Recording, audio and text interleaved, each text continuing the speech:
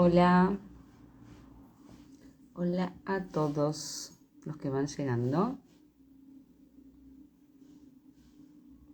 Hola. ¿Cómo llegamos a este viernes de agosto? Ahí estamos. ¿Cómo están? Te veo, ¿me ves? Sí, te veo, sí. Bien, todo espléndido. ¿Cómo ¿Cómo está? andamos? Oh, Viernes, ¿qué te bien, creo viernes? bienvenidos todos a este viernes que aquí, hola, Ethel, Beatriz y Psicopedagogía 2024, que no sabemos cómo te llamás, pero hola. Pero hola, hola psicopedagoga. Eh, Sí, hace un frío tremendo aquí en Buenos Aires, en capital de Argentina, para todos nuestros amigos. Tenemos amigos en varios lugares del mundo. Cuéntenos un poquito. Yo sé que en Europa se están muriendo de calor, en México también, tremendo. Nosotros, dentro de todo, estamos ahora en el otro pico del frío, pero dentro de poquito. Adriana, ¿qué tal? Bienvenida. Pero bueno, dentro de poquito esperemos estar en una temperatura un poquito más intermedia, ¿no? Pronto, a la, Sí, ya la llega septiembre, que agosto fue eterno. Mira, acá Psicología 2024 se llama Gustavo y es de Cava. No sé, Gustavo, escribo. querido. Bueno, Violen, ¿tenemos algún aviso, alguna novedad? Bueno, les cuento que dentro de poco, no vamos a poder dar muchas precisiones, pero dentro de poco voy a empezar a dar una formación en psicoanálisis en Europa para todos aquellos que quieren empezar a trabajar acerca de Freud y de Lacan. Así que, bueno, después les vamos a contar más novedades. Estén atentos. Es parte de un proyecto con Lorena Saltú, quien tuvo la amabilidad de traducirme al francés, ustedes saben, en julio de este año para la presentación de inteligencia artificial. Y a partir de allí, bueno, el sueño de armar una formación para psicoanalistas que, bueno, si todo esto que vamos armando se concreta, bueno, tendríamos una formación de 2 años para ser psicoanalista y qué mejor, ¿no? Que soñar como estábamos haciendo hoy, qué materias querríamos nosotros consideramos ineludible a la hora de pensar una formación como psicoanalista. Así que, bueno, estoy feliz, feliz, pero bueno, las Muy precisiones, bien, como una perdiz. repito, esto. Por otro lado, esta notita bomba que nos tiró acá Violaine, uy, tiré cosas, tiré cosas. Em, el viernes que viene, prepárense porque va a haber un vivo muy especial. Estén Sí, conectados a las 4:30 de Argentina porque el vivo va a estar buenísimo y va a ser súper especial. vamos a Eso. hacer algo que nunca hicimos hasta ahora, que no habíamos logrado, así que sí, sí, estamos muy contentas. Bueno, arrancamos con lo que Sacamos. nos convoca hoy. Hoy vamos a trabajar acerca de cómo construir la dirección de la cura. Cuando estuve dando clases en México, le agradecí mucho a Arturo Marinero Heredia, que me decía que hay ciertos conceptos que, bueno, yo daba por sentados, ¿no? Como hablar de la dirección de la cura, y me decía, no siempre está en todo analista la idea, ¿no? De que uno formula al inicio, cuando un paciente viene, la idea del horizonte al cual se quiere dirigir. Y es lo mismo que hacemos cuando trabajamos acerca de una supervisión, supongamos, ¿no? Donde formulamos la idea de lo que sería la trayectoria, pero una trayectoria general porque acabamos de tomar contacto con el material o acabamos de recibir a ese paciente. Entonces, me pareció que era buen momento de hablar un poquitito acerca de la dirección de la cura, contarles de un muy, muy, muy antiguo caso de un señor que vino a consultar y cómo la formulación de esa dirección de la cura puede puede comprenderse más fácil cuando uno lo ve en la clínica, ¿no? La dirección de la cura es, como les decía, esa formulación que hace el psicoanalista cuando recibe a su paciente acerca de hacia dónde debería conducirse para inscribir una cura posible al sufrimiento. Ahora bien, esa formulación que uno hace, ¿lo hace en base a un ideal? Bueno, no sé, a ver, supongamos, ¿no? Esto contra lo cual se pelea mucho Lacan en su texto del 1958, La dirección de la cura, donde él mucho habla acerca del poder, ¿no? Habla de los principios de su poder, ¿no? Porque el psicoanalista está revestido de un poder, porque el paciente se lo otorga, pero también porque puede creérsela un analista y pensar que tiene el derecho de decir, bueno, este paciente tendría que llegar a, supongamos, no sé, estar en pareja con una persona de determinadas características porque sería lo mejor para él o para ella, ¿no? Y eso es un abuso de poder. Eso formularía más un modelo al cual hay que obedecer y que más tiene que ver con los ideales que puede tener cada psicoanalista, más que lo que en realidad debe comandar ese trabajo, que es, bueno, hacia dónde necesita ese paciente dirigirse, sobre qué cuestiones tiene que trabajar para poder llegar a calmar su sufrimiento, porque en definitiva se trata de la cura, no de la obediencia a un modelo de funcionamiento, ¿no? En la sociedad. Entonces, se me ocurrió contarles que, bueno, de un caso de un paciente que en su primera entrevista lo que contó era un hombre mayor, de alrededor de unos cerca de 70 años, eh, que cuando él concurre por primera vez, lo que dice es que él se da cuenta que está muy solo, que ha tenido mucho que ver con haberse quedado solo. Él ha tenido familia, ¿no? Ha hecho una familia, hijos, nietos, su esposa, ¿no? Ha vivido afuera del país, en, bueno, ciertas cuestiones de su trabajo. Esto implicó dejar a sus padres cuando, no, sus padres más o menos, eran un poco más jóvenes que él, digamos, cuando él se fue, pero en definitiva no estuvo allí para ellos. Y hace unos años volvió al país y lo que se dio cuenta es su, um, su responsabilidad en lo que le había ocurrido. En esta soledad que él, de la cual él se queja, pero que también asume, ¿no?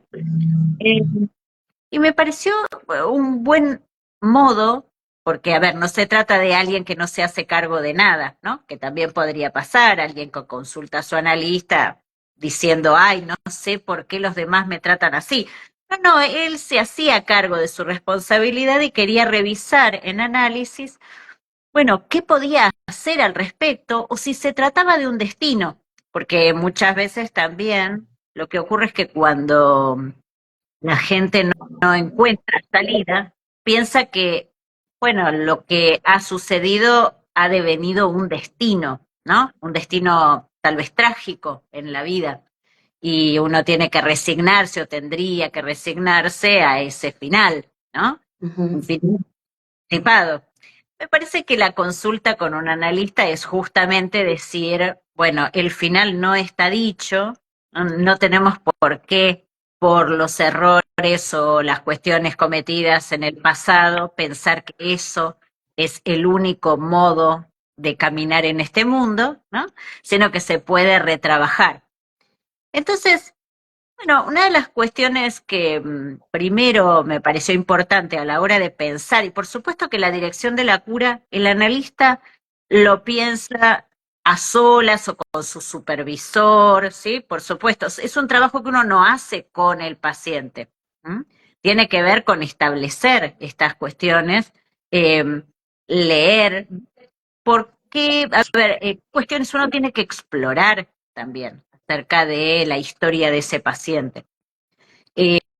Por supuesto, en esa primera entrevista yo le pregunté cómo era que él expulsaba, ¿no?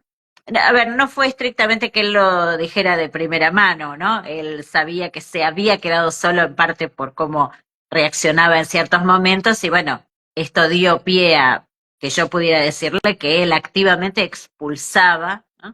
Y bueno, cómo se daba, cuáles eran las coordenadas que producían esa expulsión, ¿no? Entonces, él, por un lado, dice, cuando yo me siento en peligro de perder mi posibilidad de decidir, es decir, algo de la libertad, de ese deseo de tomar sus propias decisiones siempre, de no tener que obedecer a nadie, algo de esto, cuando él sentía que estaba en peligro, fíjense que no es cualquier frase, ¿no? No es cualquier significante, ¿no? Inmediatamente se producía como una descarga, casi como eléctrica, podríamos decir, en la cual él se enojaba y casi como que cortaba relación con esas personas, fueran de su familia o fueran, digamos, por fuera de su familia. Y si bien en su familia lo querían mucho, era a veces difícil convivir con estas partes de él. Entonces, la primera cuestión que yo me puse a pensar a la hora de imaginar la dirección de la cura fue si él realmente tenía relación de afecto, si registraba a sus a las personas que lo rodeaban. ¿Sí? Porque esto varía mucho la dirección de la cura, si es un caso o el otro. Y él sí tenía varias anécdotas hermosas acerca de su gente querida, hijos, nietos. Entonces, yo lo que dije ahí fue, ok, están catectizados los objetos. Y aquí estoy hablando en términos que aquellos que nos escuchan reconocerán en Freud, ¿no? La catectización de los objetos. Por supuesto que Lacan estará muy en contra de hablar de objeto cuando se refiere a distintos sujetos, ¿sí? Pero es una frase que nos sirve porque estamos hablando de dinámica psíquica, ¿sí? Entonces, ¿qué es lo que sucede? Que uno sabe que él catectizaba perfectamente los objetos. Ahora bien, cuando aparecía esta cuestión de su libertad, ¿sí? Y de la expulsión de los demás, allí lo que había que revisar, y este es el segundo tema, ¿no? En esa dirección de la cura que yo me propuse, revisar por qué quedaba fijado a ciertas situaciones eh, de impedimento de su voluntad, como si eso fuera un peligro. Porque esto no está dado necesariamente. Alguien puede enojarse mucho porque, no sé, porque su mamá cuando es niño, ¿no? Niño, niña, cuando se le oponen los papás o le dicen esto no lo puedes hacer, bueno, ¿no? Esos niños se pueden enojar mucho, pueden incluso quedar con alguna marca, ¿no? Acerca de la independencia, ¿no? Que quieren sostener. Pero de ahí a sentirse en peligro, ahí hay una asociación entre significantes que no está dada, ¿no? Como obvia. Entonces, Ujú. esta es la segunda cuestión que tenía que ver con soñar esa dirección de la cura. ¿M? ¿Dónde están los resortes que articularon? ¿Qué recuerdos, qué situaciones articularon esa fijación a puntos en los cuales alguien le decía, no podés hacer esto, y esto él lo vivía como una puesta en peligro? La otra cuestión, además, tenía que ver con el desinvestimiento de las idealizaciones. ¿M? Porque detrás de toda situación en la cual uno se privilegia, ¿no? Privilegia lo que piensa, lo que siente, por sobre lo que le dicen, digo en la medida en que esto era un patrón repetitivo en su historia. Todo Eh, muy del narcisismo, ¿no? Y de... No puedo parar de claro, pensar en los pseudópodos de la ameba. ahí está. Claro, exacto. Mm, Ahí está poner en relación todo eso que Freud nos va enseñando, ¿no? ujú, Con lo que es la formulación de la dirección de la cura, ¿no? Entonces, bueno, en el caso de él, revisar esas idealizaciones que hacían que él hiperestimara su propia opinión en detrimento de la opinión de los demás, incluso gente querida a la cual él respetaba y quería mucho, ¿no? Porque lo que él decía es sobrevenir esta explosión de expulsión, ¿sí? Pero no es que él dijera, bueno, yo acá no quiero saber nada, es que era mucho más fuerte para él lo que se producía ahí.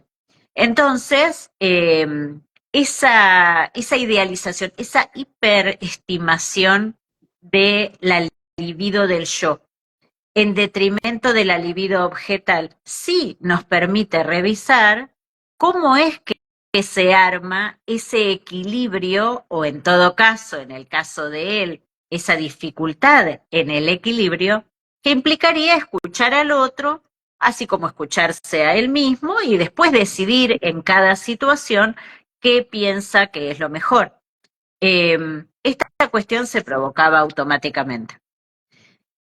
En general, la dinámica psíquica, en general, ¿no? De la posición del sujeto, es muy importante porque allí hay que buscar qué escenas están configuradas fantasmáticamente, ¿no? Esto que les digo, la idea de estar en peligro, la idea de que si el otro piensa distinto, entonces, supongamos, ¿no? Ahí yo ya no quiero adelantar, uno podría decir, bueno, ese otro no me quiere o no, o cómo piensa distinto que yo.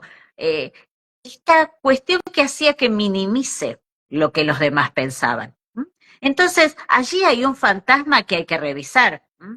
¿En qué posición quedaba ese sujeto frente a esas personas, incluso queridas, como les digo, con las que quedaba en pelea, ¿no? Y a veces esto lo dejaba, porque si llega a esa edad solo, implica, por un lado, una repetición de un patrón, por otro lado, la fijación de tal grado que él, aún habiéndose dado cuenta de lo que se perdía, no lograba volver esos, como vos decías, Alejandra, ¿no? Esos pseudópodos de la libido hacia un punto donde pudiera, bueno, volver al yo, volver a catectizar esos objetos desde otro lado, ¿no? Lo que me parecía muy importante era la distinción entre lo que era del orden del afecto, que eso mm, permanecía, él podía describir con lujo de detalles, esto que yo les digo, las anécdotas, ¿no? Quiere decir que él los observaba mucho, estaba atrás de lo que iba pasando con cada uno de los miembros de su familia. ¿Eh? Sin embargo, había un enojo que no lograba ceder. Entonces, bueno, esto forma parte y es un poco lo que hoy quería transmitirles, lo que es la formulación de la dirección de la cura con un paciente, la revisión del fantasma, cómo está a nivel de la catectización de los objetos. ¿M? Es una persona fiable, está volcado hacia la afuera, está metido para adentro, o en este punto hay que hacer estas diferencias que estamos hablando, ¿no?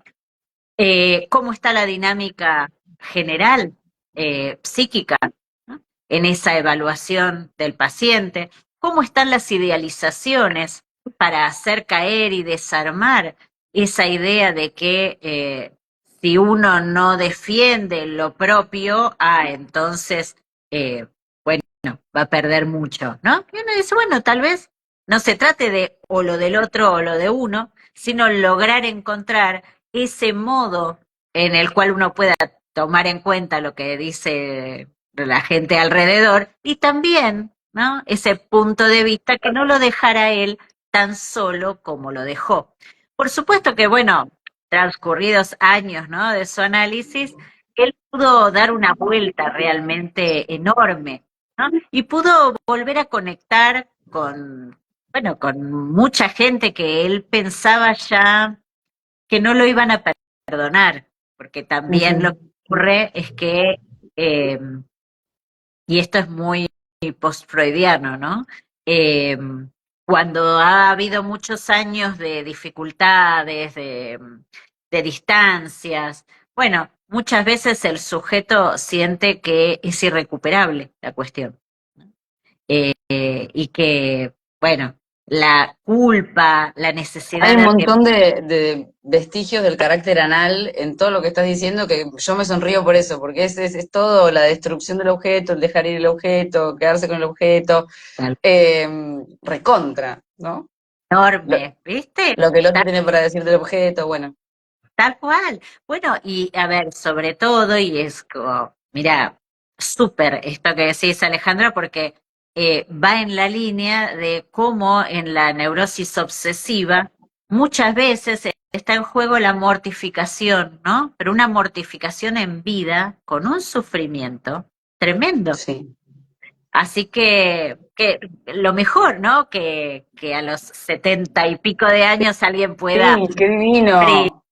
dar vuelta. Yo, Mm. a lo largo de estos años, cada vez más recibo gente mayor, revisando su vida, queriendo dar vuelta a cosas. Es fantástico, es fantástico. Y observar esto también es todo un aprendizaje, ¿no? Porque Sí. lejos de esa idea de que la gente, cuanto más mayor es, más rígida se pone, lejos de eso, les digo que es un gusto, muchas veces es un gusto escuchar gente Mm. grande porque tienen una historia de vida y ya pasado el tiempo, ¿no? Pueden darse cuenta de estos lugares donde encallaron, ¿no? En algún Ujú. momento y se perdieron a sí mismos, ¿no? Y bueno, que tomó como en este señor, digamos, la forma de quedarse Y solo, que ¿no? además les queda un tirón, o sea, no es que porque tienen 70, queda un montón de tiempo para poder vivir mucho mejor.